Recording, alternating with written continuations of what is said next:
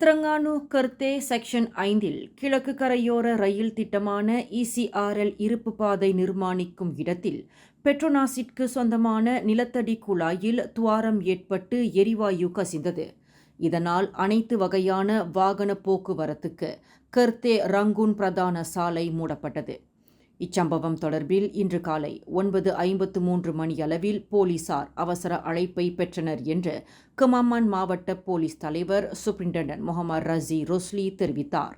எளிதில் தீப்பிடித்துக் கொள்ளக்கூடிய பூத்தானி வகையை சேர்ந்த எரிவாயு குழாயில் துவாரம் ஏற்பட்டு எரிவாயு கசிந்ததாக அவர் குறிப்பிட்டார். அதிர்ஷ்டவசமாக சம்பவம் நிகழ்ந்த இடம் கிராமங்களின் குடியிருப்பு பகுதியிலிருந்து சுமார் 2 கிலோமீட்டர் தூரமாகும். பொதுமக்கள் மற்றும் வாகனமோட்டிகளின் பாதுகாப்பை கருத்தில் கொண்டு முதல்கட்ட எச்சரிக்கை நடவடிக்கையாக பிரதான பாதை மூடப்பட்டதாக அவர் குறிப்பிட்டார். மேலும் செய்திகளை தெரிந்து கொள்ள கீழே இருக்கும் பெல் பட்டனை அழுத்துங்கள். உங்கள் மகிழ்ச்சியை வெளிப்படுத்த லைக் மற்றும் ஷேர் செய்யுங்கள். தொடர்ந்து திசைகளோடு இணைந்திருக்க சப்ஸ்கிரைப் செய்யுங்கள்.